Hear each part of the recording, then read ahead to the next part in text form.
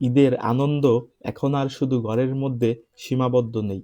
প্রিয়জনদের সঙ্গে ভিন্নভাবে সময় কাটাতে অনেকেই ছুটছেন বিনোদন কেন্দ্রগুলোতে।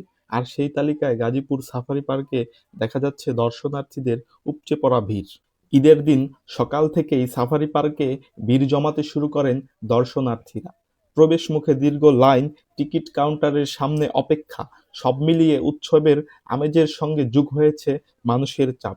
পরিবার পরিজন, শিশু কিশোর আর বন্ধুদের নিয়ে দিনটি ভিন্নভাবে উপভোগ করতে এখানে এসেছেন হাজারো মানুষ। ঢাকা উত্তরা থেকে আমরা আসছি 12টা 1টার দিকে।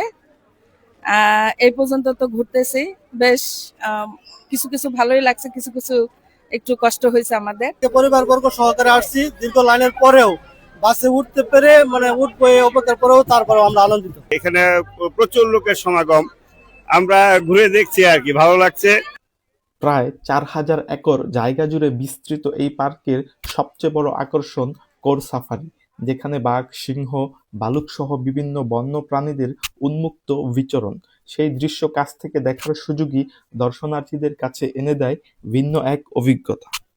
এখানে দেখার অনেক কিছু আছে, যেমন বিভিন্ন জীবজন্তু, পশু পাখি, প্রাকৃতিকের সাথে আমরা সবাই মিশে থাকতে পারি। অনেক ভালো লাগছে আমার। এখানে বাঘ আছে, সিংহ আছে, তারপরে জিরাফ আছে, বানর দেখলাম, অনেক কিছু, বিভিন্ন কিছু আছে দেখার মতো। ঈদের আনন্দটা যেন সবচেয়ে বেশি ছড়িয়ে পড়েছে শিশুদের মাঝেই।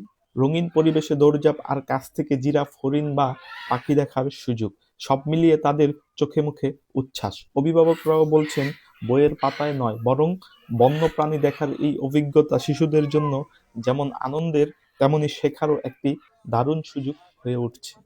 এখানে আমি অনেক ধরনের পশু পাখি দেখেছি, যেমন বানর, সিংহ, বাঘ, ভাল্লুক।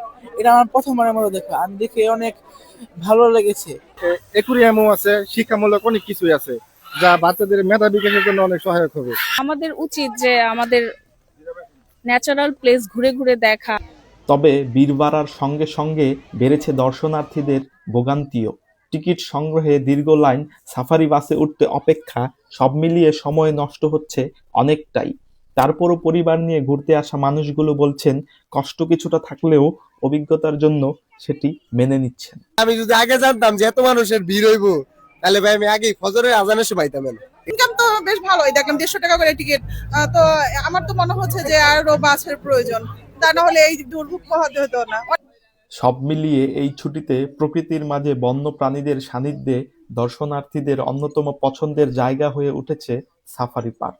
তবে বাড়তি এই চাপ সামাল দিয়ে সেবার মান ধরে রাখাটাই এখন সবচেয়ে বড় চ্যালেঞ্জ।